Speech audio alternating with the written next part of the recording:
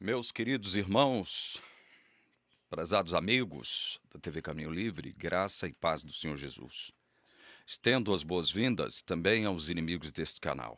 Que a paz de Jesus possa estar no coração de cada inimigo deste canal. Vamos à refutação ao 18º argumento do jovem pastor Eleazar. Abre aspas para ele. Outra coisa que se observa: para uns o período é de 3 anos, para outros é de 3 anos e meio, mas para todos o período não é exato e tem de ser encurtado ou ampliado para combinar com os 1150 dias. Fecha aspas. De novo, ele vai replicando os argumentos, martelando em cima de teclas que ele já bateu, e com o 18º argumento não é diferente. Para uns o período é de 3 anos, para outros é de 3 anos e meio. Aí ele diz, mas para todos o período não é exato. Tem de ser encurtado ou ampliado para combinar com os 1150 dias. Bom, primeiro detalhe. A contagem de 2.300 dias anos, começando em 457, terminando em 22 de outubro de 1844, é exata? É exata. Segundo a profecia. Não é exata. Eles vão discordar de mim, evidentemente. Vão falar que há uma exatidão matemática nessa contagem, né? Mas não há. Não há exatidão na contagem de 2.300 tardes e manhãs, que são 2.300 dias, que são 2.300 anos. Não há exatidão nisso. Sabe por que primeiro não há exatidão? Porque não são 2.300 dias, topeira, são 1.150 dias. Primeiro de tudo tem isso. São 1.150 dias. E ainda que fosse 2.300 dias, que para vocês são anos, começando em 457, nós já cansamos de repetir aqui, mas não tem jeito, a gente tem que estar repetindo. Em 457, Roma não estava presente no cenário bíblico, profético, profanando o santuário. Mas aí vem vocês e dizem, não, nós não dizemos que Roma começou a profanar o santuário em 457. Então, quando foi? Para vocês, Roma profanou o santuário em 70. Tá bom, então quer dizer que a profecia teria que começar em 70? Se Roma não começou a profanar o santuário em 457, é verdade, não começou mesmo. Mas profanou em 70, a profecia começa em 70? Não, para vocês começa em 457. Mas por que começa em 457 se as 2.300 tardes e manhãs tem relação, de novo, meu Deus do céu, a gente tem que estar repetindo isso, com supressão do Tamid, estabelecimento do abominável da desolação, santuário e exército sendo pisoteados? Nada disso aconteceu em 457. Pelo contrário, em 457 o santuário já estava reconstruído. Já estava reconstruído. E não tinha ninguém pisoteando o santuário em 457. Então, a conta até de 2.300 anos não é exata. E no final, 22 de outubro de 1844, já que vocês dizem que as 2.300 tardes e manhãs, que são 2.300 anos, têm aplicação primeiro com Roma pagã, depois com Roma papal, Igreja Católica Apostólica Romana, o que aconteceu em relação à Igreja Católica Apostólica Romana em 22 de outubro de 1844, para que a partir daí ela não mais produzisse uma inoperância no ministério no suposto ministério de Cristo, num suposto lugar santo do santuário celestial. Porque Cristo sai do santo, segundo vocês, e entra no santíssimo agora. Como é que a Igreja Católica deixou de profanar, de pisotear o santuário celestial? Como? Se ela não renunciou a nenhum dos seus dogmas. Então veja, o cabeça de feijão, nem os 2.300 anos de vocês são exatos. Não existe absolutamente nenhum fundamento bíblico ou histórico para tal período de tempo, 2.300 anos. Então tem esse detalhe também, né? Não é exato.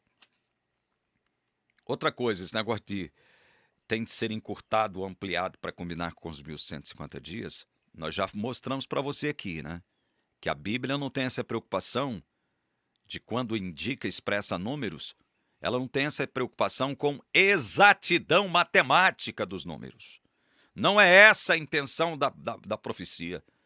Por que não é? Porque, de novo, a gente tem que estar repetindo, existem 4 períodos de duração de tempo mencionados com relação ao mesmo evento de Daniel 8.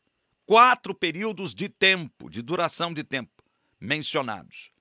De novo, 1.150 dias, 1.260, 1.290, 1.335.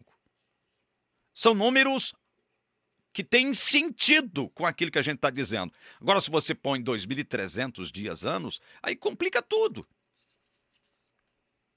Então, nem a contagem adventista relacionada a 2.300 anos é exata.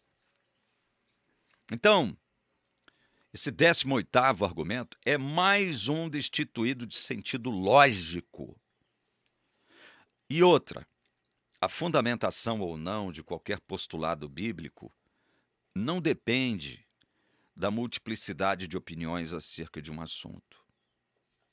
Não é verdade?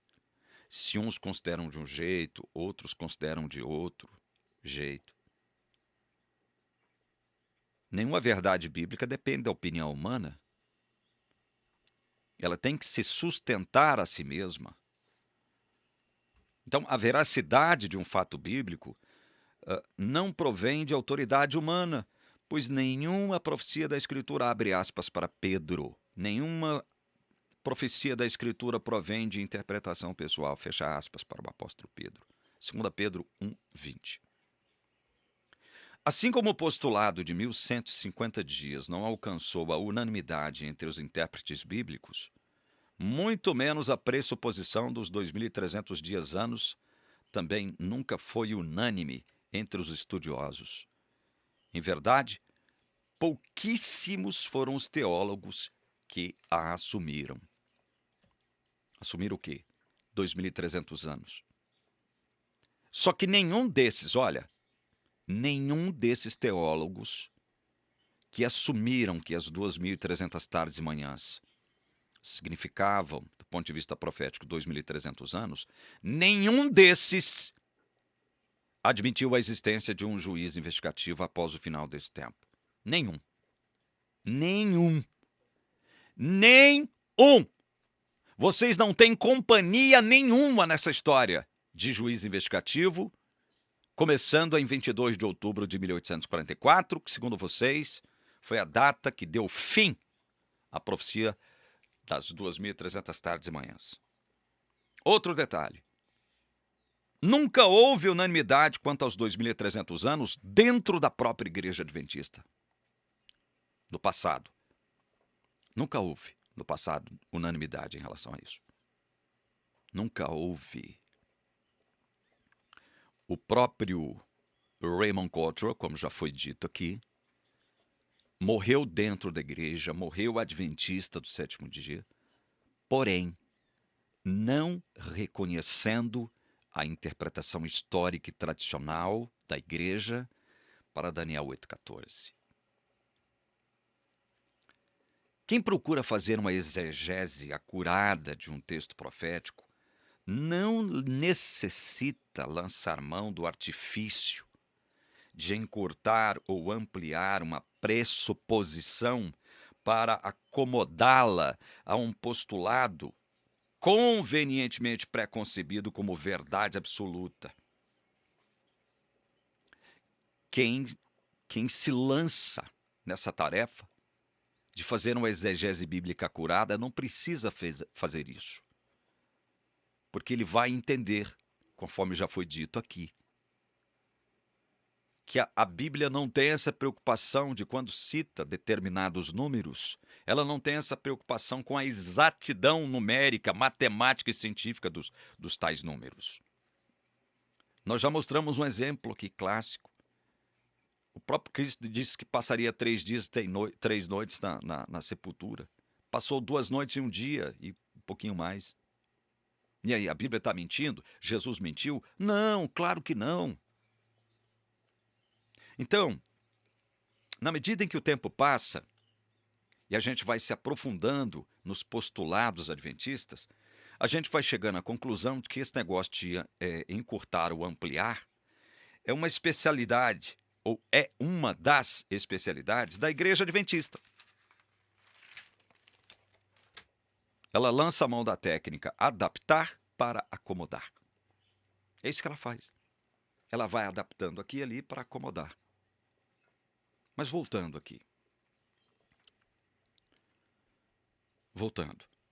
Se vocês não afirmam que Roma não estava profanando, como é verdade, o santuário em 457, data que vocês estabeleceram para o início da profecia das 2.300 tardes e manhãs, que tem relação com a supressão do Tamide, com o estabelecimento do abominável da desolação, com o pisoteamento do santuário e do exército, né? Essas 2.300 tardes e manhãs têm relação com esses fatos. Então, se vocês não admitem que Roma estava profanando o santuário em 457, quando foi que Roma começou a profanar o santuário? No ano 70, não foi? Segundo vocês mesmos. Será que a profecia não deveria começar aí, então? Olha, eu estou falando do ponto de vista sob a ótica adventista. Não deveria começar aí? A contagem dos 2.300 anos, segundo vocês, não deveria começar no ano 70? Não é verdade isso? A contagem deveria começar por aí, no ano 70. E mais um detalhe. No ano 70, Roma não estabeleceu o abominável da desolação, por quê? Porque, segundo a profecia, o abominável da desolação, ele foi inserido dentro do recinto sagrado do santuário, do templo,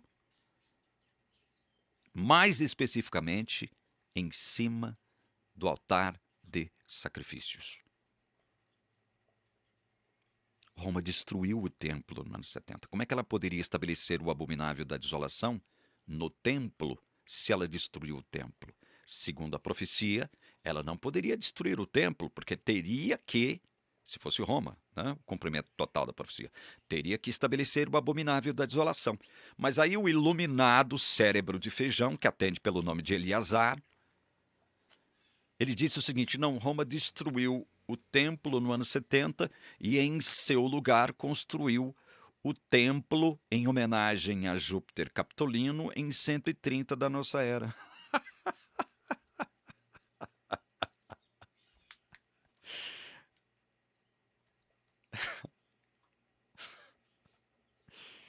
Destruiu o templo no ano 70 em Jerusalém, estou falando baixinho. Destruiu o templo em Jerusalém no ano 70 e em seu lugar,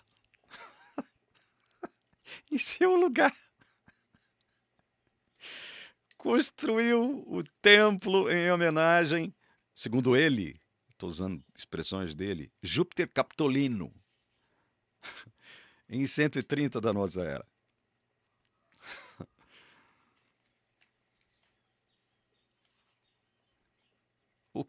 O que acontece, além dessa coisa de Jerusalém para Roma, o que Jerusalém tem a ver com Roma, meu filho?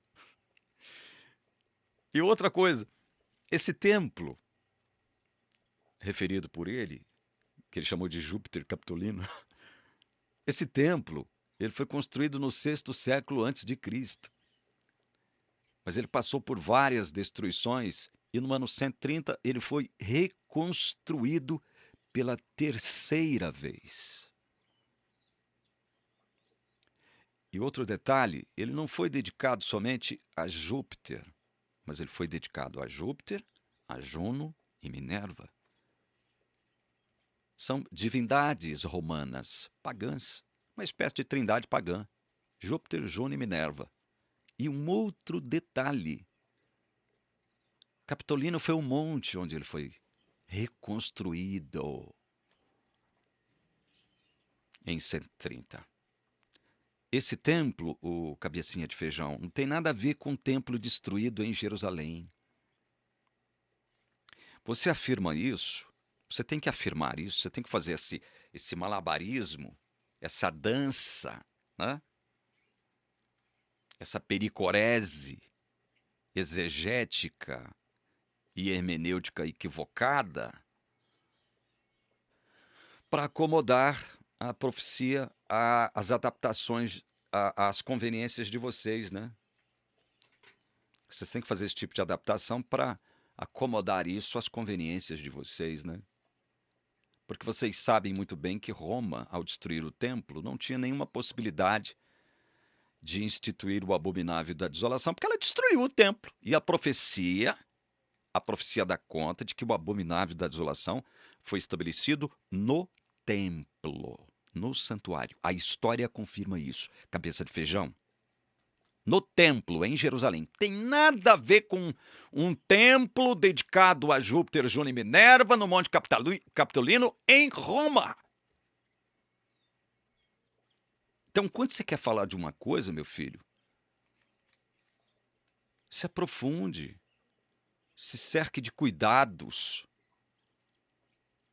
fundamente melhor as suas afirmações, porque senão você cai no ridículo, como você está fazendo, enumerando 20 argumentos que você considerou como irrefutáveis.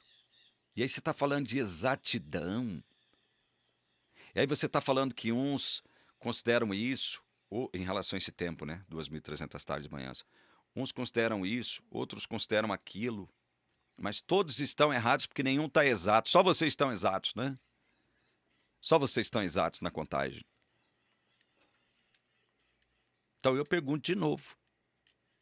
Desses que admitiram que 2.300 tardes e manhãs são 2.300 anos, quanto desses teólogos, fora da Igreja Adventista, estudiosos, admitiram a existência de um juiz investigativo começando logo no final da profecia? Quantos? Quantos desses? Nenhum. Nenhum. Só vocês acreditam nessa bizarrice que nada mais é do que uma heresia que vai desembocar numa blasfêmia. É uma bizarrice que se transformou numa heresia que culminou e que vai culminar com uma blasfêmia. Esse tal juízo investigativo. E eu sei por que vocês não podem abandonar isso. Eu estava conversando uns 2, 3 anos atrás com um pastor adventista que eu conheci em Anápolis. Jovem pastor adventista, muito educado, muito gentil. Eu comprei uma bicicleta dele, né, sem saber que ele era pastor adventista. Comprei uma bicicleta dele, ele me tratou super bem, ele e a esposa. Fui até a casa dele lá em Anápolis. Fui muito bem tratado por ele. E a gente conversou um pouquinho, eu não quis entrar em detalhes a respeito do meu ministério aqui, mas falei para ele, de forma bem resumida, né? Olha, fui adventista, saí por isso, por isso, por isso, mas eu sei que a igreja adventista não pode abandonar o ensino de que um juiz investigativo tenha começado em 22 de outubro de 1844, porque isso é verdadeiramente o fundamento da igreja. O dia que a igreja abandonar isso, ela deixa de existir, enquanto igreja adventista do sétimo dia, enquanto igreja remanescente, enquanto igreja da profecia, deixa de existir. Eu sei que vocês não podem abandonar esse ensino de vocês. Por isso vocês têm que estar brigando, né, dando murro em ponta de faca o tempo todo, né, se insurgindo contra o mundo cristão como um todo, porque vocês estão sozinhos nessa, né? Admissão de um juiz investigativo começando em 22 de outubro de 1844. Vocês estão sozinhos nessa, né? Vocês estão extremamente sozinhos. Então vocês têm que continuar brigando com o mundo por conta disso, achando que vocês são os bambambãs, né?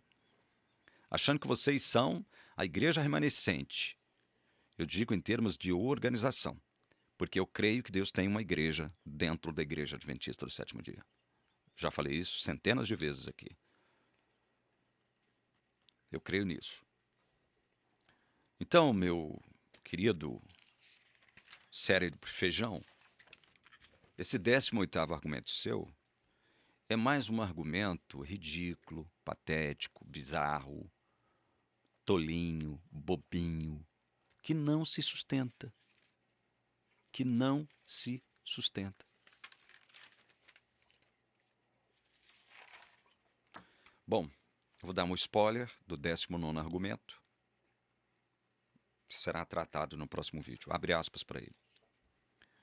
A interpretação de que os 2.300 dias referem-se a 1.150 dias literais teve origem com o sofista Porfírio, seguidor das ideias de Hipólito, que foi o primeiro a identificar o chifre pequeno de Daniel 8 com Antíoco IV Epifânio, em sua obra, Contra os Cristãos.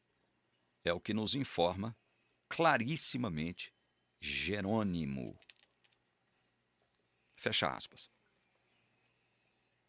Esse é o 19º argumento. Esse 19º argumento aqui também, meu Deus do céu. Misericórdia, Senhor, como esse homem é fraco. No próximo vídeo a gente comenta ele, tá? Eu fico te rogando uma bênção de Deus sobre você, adventista do sétimo dia, que considero como irmão. Estou falando de membro, tá? De membro para membro. Eu rogo uma bênção sobre você, porque você não sabe que você não sabe o sentido, o significado daquilo no qual você crê como adventista do sétimo dia. Você não sabe. Você ignora as implicações, os sentidos, o significado de tudo isso. Especialmente quando o assunto é juízo investigativo, 2.300 anos, 457, 22 de outubro de 1844. Você não sabe, você ignora. Aí você acha que nós aqui na TV Caminho Livre, em outros canais que eu já citei aqui, né, alguns, estamos fazendo um trabalho contra a Igreja de Deus.